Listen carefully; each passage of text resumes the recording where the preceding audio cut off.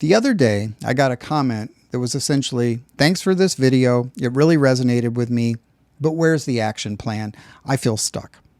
I get it. This got me thinking more about how I create and consume self-help videos. Several years ago, my life was falling apart. A long marriage ended. I was struggling with relationship problems. I was trying to work on myself, and that's when I discovered a way to watch self-help videos that actually helped. And that's what I want to share today.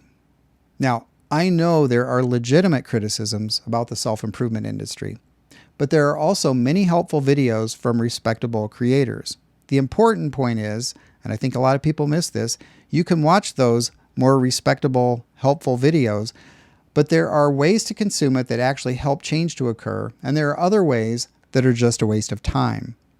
Here's what I found helpful when I was struggling to get my own life back on track. One, I sought out videos about specific topics that I needed help with. And in my case, I focused on nice guy syndrome, people pleasing, dating advice, attachment styles, and other relationship videos. I did not watch random self-help videos. Two, I watched videos that address these problems from different angles. Some of them are more to shine light on the problem, others were to motivate or inspire change about the problem, and others were more specific, actionable tips. And this is exactly how I approach making videos as well. Not every video has a specific action plan. This approach takes into account the fact that different viewers are at different stages of readiness for change. Some know that something is wrong, but they haven't identified the problem. Others know what the problem is, and they're thinking through it carefully, but they may have no idea what to do. And yet others have moved on to implementing changes.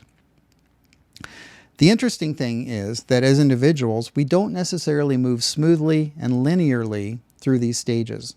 I know that when I was trying to fix my own life, I jumped around quite a bit. Some days I felt overwhelmed and I just needed to sit with a situation and think about it. Other days I was ready to implement changes. And yet other days I felt like I was back at square one, trying to confirm that I had correctly identified the problems.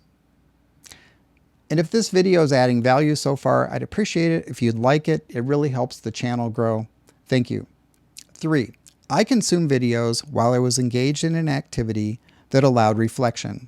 Usually this is when I was going on long runs, but sometimes I was going on walks, taking a shower, or maybe going on a long drive. The point is I wasn't multitasking, at least not with my mind. I would sometimes listen to a video and then just think about it a while before I would start another one. I probably listened to hundreds of videos in 6 months, but I did not rapid fire binge them. I also didn't believe that every video was a call to action for me to go out and do something. A lot of learning and change takes place internally before we make observable changes to our behavior or life circumstances. So internal change comes first, then action.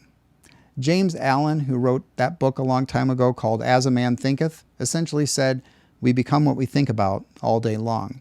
And that's why not just watching, but reflecting on the content matters so much. If we focus on the problems we've identified and continue to be open to changing our situations, then there's a lot of mental simmering that will happen that will lead us to go through some of the necessary internal changes before we implement the externally observable changes. In fact, if we just skip to an action plan too soon before the internal changes have occurred, then the big picture life improvement we want to see happen probably won't happen. We're just not ready for it yet. We have to go through the process. Now, I can't promise my approach will work for everyone, but it's a lot more likely to work than just randomly scrolling through self-help videos.